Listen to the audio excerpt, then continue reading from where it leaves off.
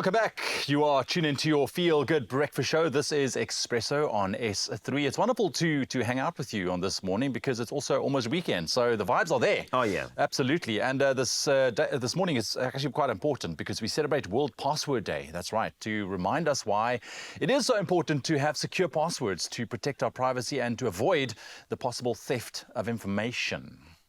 Now we have somebody who's our resident tech guru, somebody who's going to help us through this. Grant Hines is here to take a spin through password protection apps and show us how to keep our digital secrets safe and sound.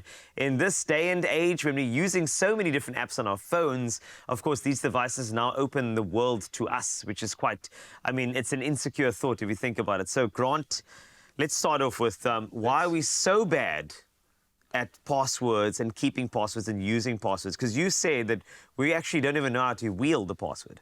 Yeah, look, the problem with passwords is that everybody just chooses one, right? Yes. And then they use it across everything, and that's exactly the thing that hackers use to gain access to other accounts. It's happened to me.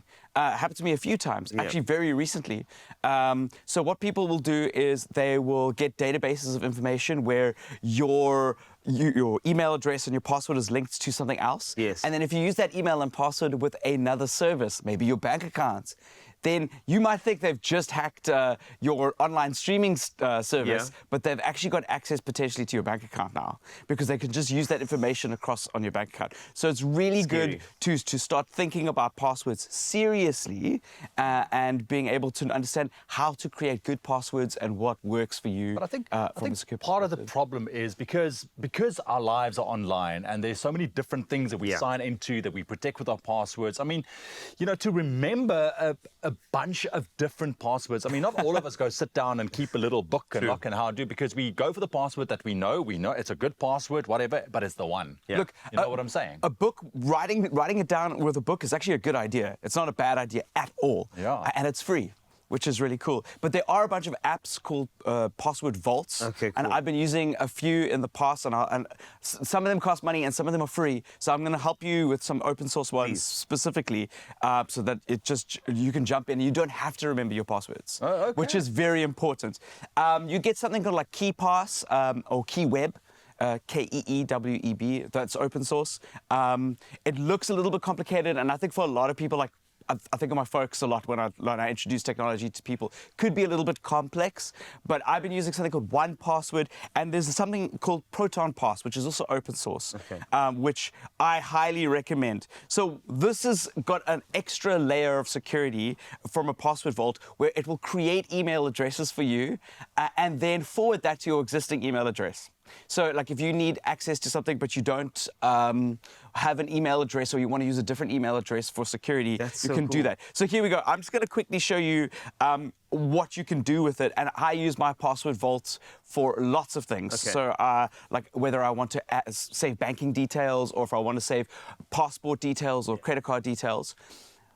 What a password vault is, it's a piece of encrypted software on your phone or online, which means that you have access to, you just need one password to get into that vault, but you also need another layer of security. There's like a security password, so write that down. So people can't access this password vault. There is a password to get to your password. Well, there's an encryption process to get into your password vault.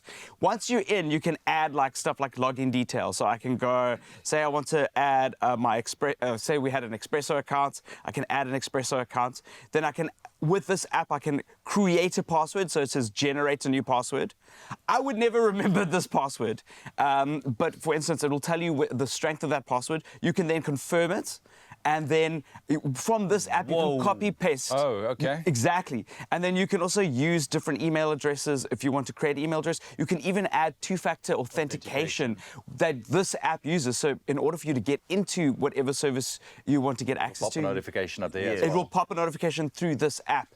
And it's easy to use because once you've got your password in this app and in your password vault, all you need to do is either give your keyboard access to it so that your phone will remember that password for that service, or you can copy paste it from the app, which is what I like to do. I think that's an extra layer of security. Yeah. So that's the first app that I download on a new phone is my password vault. So I've got access to everything, Facebook, Twitter, whatever. And I don't know what those passwords are. I actually don't know what my passwords are. My password vault remembers. I just want to know, if you swap phones, right? Yes. And you obviously transfer all of that. Is everything then still there? On your vault. On the new phone, on the vault? Because you obviously sign into It depends. I think some of the open source services have local like KeyPass or KeyWeb keeps it locally, but I like having it on a secure vault in the cloud. I know that is a kink in the chain, but if you're using a password vault, you're better than 99.9% of people that are using their passwords, because they always go like their high school name 1, their high school name 2, their high school name 3 exclamation mark. You know, you've got all those kinds of passwords that you've remembered. But having a password vault means that you can never have to remember your passwords, which is an awesome luxury, right? It's way more secure than having to create these strange passwords. And I think less hassle, because there is this nifty little button on a website that says forgot password. And then you can go there. You know, that's how the old school, I think, people do it. That's how we do it most days. Nowadays, you know, I forgot my password, and then it'll send a link. And then you can send the link and then make sure that you can recreate it with the app. And I think that's what you do with these password vaults. But remember, that's also how hackers get into your account. So if they get access to your email address and then try to change your this has happened to me. Yeah. They change your password, or they manage to change the main email address to that account that forwards to them, then you lost access to your account. And changing your billing to that particular service or whatever becomes next to impossible. So you think right now, I'm super secure, I've used numbers and exclamation marks and things in all my passwords, but it's all the same password. If some website or service that you use is not secure, this happened with PlayStation a while back, where they put it into a text document, and a hacker got access to that. They'll then try that. Bots will try that password and username across the entire net. And things like if your banking account has got those details, you are messed up. So make sure that you stay secure. It's very simple, extra step, but very cool. Nice. Amazing stuff. And of course, let's take our passwords seriously. I mean, it is a dynamically changing world out there, and we need to look after ourselves, especially if we perhaps come into a large sum of money.